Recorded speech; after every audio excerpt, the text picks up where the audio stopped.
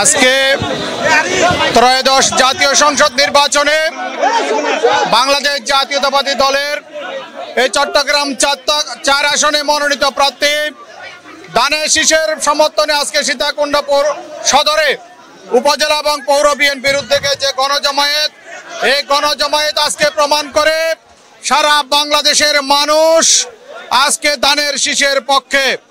আজকে বাংলাদেশের ভবিষ্যৎ কাণ্ডারে জননেতা তারেক রহমানের আহ্বানে সাড়া দিয়ে সীতাকুণ্ডের সর্বস্তরের মানুষ দানের শীষের পক্ষে রাস্তায় নেমে এসেছে।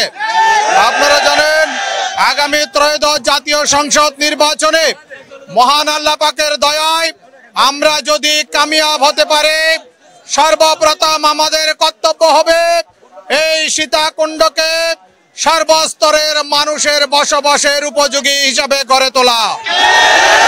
আগামী দিনের বাংলাদেশের প্রধানমন্ত্রী তারেক রহমানের নেতৃত্বে এই সীতাকুণ্ডকে আমরা ইনশাল্লাহ আধুনিক সীতাকুণ্ডে রূপান্তরিত করব। এই সীতাকুণ্ডে কোনো ধর্মীয় ভেদাভেদ থাকবে না।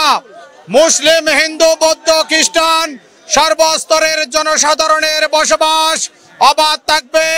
আমরা এই সীতাকুণ্ডকে মাদক মুক্ত সীতাকুণ্ড করব ইনশাল্লাহ। কোন প্রকারের সন্ত্রাস, চাঁদাবাজি, রাহাজানি থাকবে না। শান্তিপূর্ণ বসবাস উপযোগী হিসাবে গড়ে তুলব। আমাদের এখানে শত শত মিল ইন্ডাস্ট্রি রয়েছে। আমাদের শিক্ষিত যে সকল বেকার যুবক রয়েছে, যারা কর্মে দক্ষ যুবক রয়েছে, তাদের কর্মসংস্থানের ব্যবস্থা করব ইনশাল্লাহ।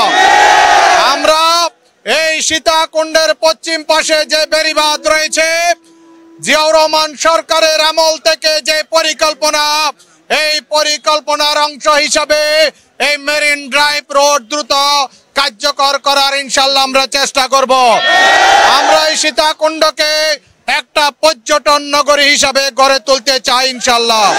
তাই প্রত্যেককে আহ্বান জানাই, আপনারা দানের শীষের পক্ষে থাকবেন, তারেক রহমানের পক্ষে থাকবেন ইনশাল্লাহ।